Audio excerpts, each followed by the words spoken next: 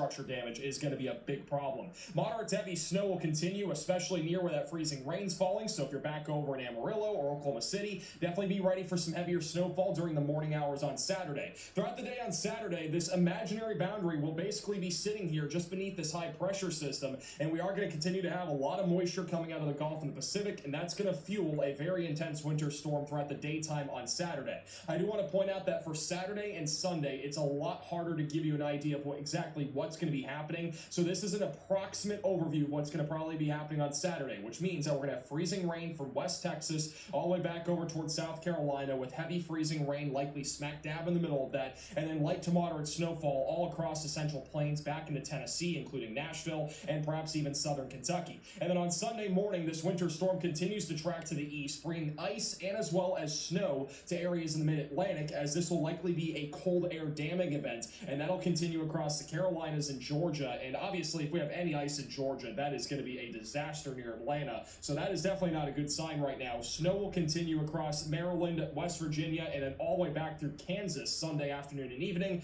And then by Monday, this winter storm may continue even back over in the Northeast. And to put this into perspective, this could be more significant than the winter storm that we had in the Southern Plains back in 2021. Many of you remember 2021. That was a brutal winter in Texas. And I'm not ruling out that this is one of the worst winter storms that we've had in over 5 years here in the United States. We're talking about a significant ice storm that could cripple Texas all the way back towards South Carolina throughout the daytime on Saturday and Sunday. And that would likely continue impacts at least into Monday, as all those freezing temperatures will come from the backside of that low pressure system that will eventually form back along the East Coast. So we could have multi-day impacts here all across the Southern Plains and the Southeast. I know a lot of you are excited about this winter storm, but I'm going to be honest with you guys, I'm really not. This is not a winter storm that you really want to have down here in the South and the Southeast, because we are talking about such a significant threat of ice. And if we were to see anything like what the models are showing right now, which they are likely onto something here, we are probably going to have major impacts for several days. This is also the GFS model for reference, and it still shows a very similar scenario here. It shows significant sleet, ice, and as well as snow falling, all from the Southern Plains back towards the East Coast. This is not going to be fun, once again, if you're back over in Texas, Mississippi, Alabama, anywhere throughout that I-10 stretch,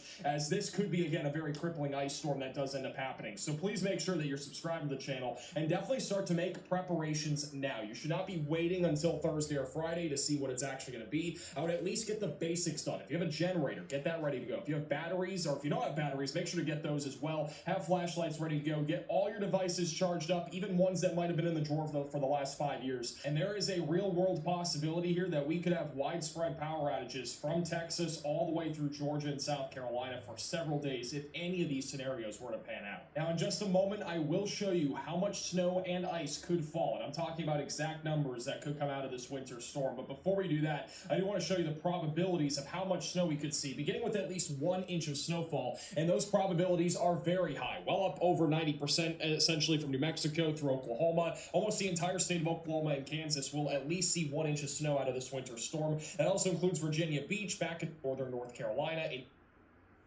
Okay, folks. Okay, it's gotten real serious now. We are down here in Houston, so we're supposed to be out of it for right now.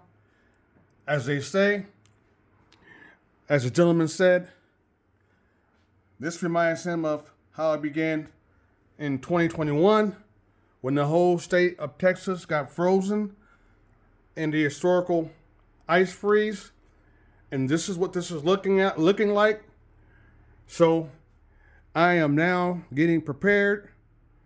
I went and got more propane, fill all my propane tanks up. I'm charging all my solar generators up.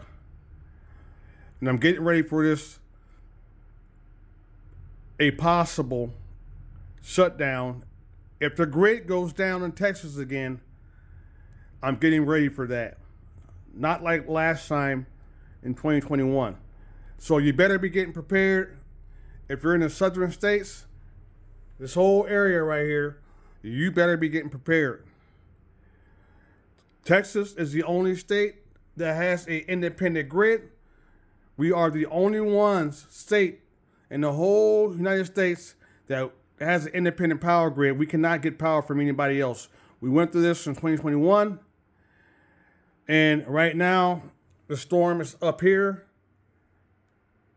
in the top area of Texas is where it's supposed to happen. Right there. It's supposed to miss us in Houston. Thank God, but we never know. But the issue is, if the power is affected, it's going to shut the whole state down again. We'll still be affected. Temp's supposed to get down into the 29-degree Fahrenheit Saturday and Sunday. So you better be getting prepared if you're in Texas, Alabama, Mississippi, Louisiana, and on the East Coast, but they're more prepared for it. They always get this kind of snow. We don't. So I'm getting prepared for it now. Get your off-grid stuff ready, like I'm doing. Get ready now. Don't wait till the last minute, because it's coming. Our confidence that we're going to see what the European model is showing in terms of snow and ice, at least when it comes to where the most significant snow and ice is going to happen. And then in terms of ice accumulation, as you can see, it's supposed to miss us down here in the big city of Houston. But it's going to hit all the way north. It's going to hit. If you're in the middle of Texas and north of Texas, you better be getting ready. It's coming. places shut down Saturday, Sunday, and Monday if this were to pan out. And this is not just an Saturday, Sunday. You heard him. Saturday, Sunday, and Monday if it gets real bad. We could have closures across many states, and obviously this is a brutal setup. So let's just hope this does not happen, but it's trending in the wrong direction. Infrastructure damage, power outages are all on the table next weekend. And then this is a GFS model, which shows it a little bit further down to the south for our main ice corridor and a little bit lower numbers in terms of ice accumulation. But again, it's still pretty significant. Get ready, folks. Do it now. Until then, because ain't nobody going to come save us. Got to learn how to save yourselves.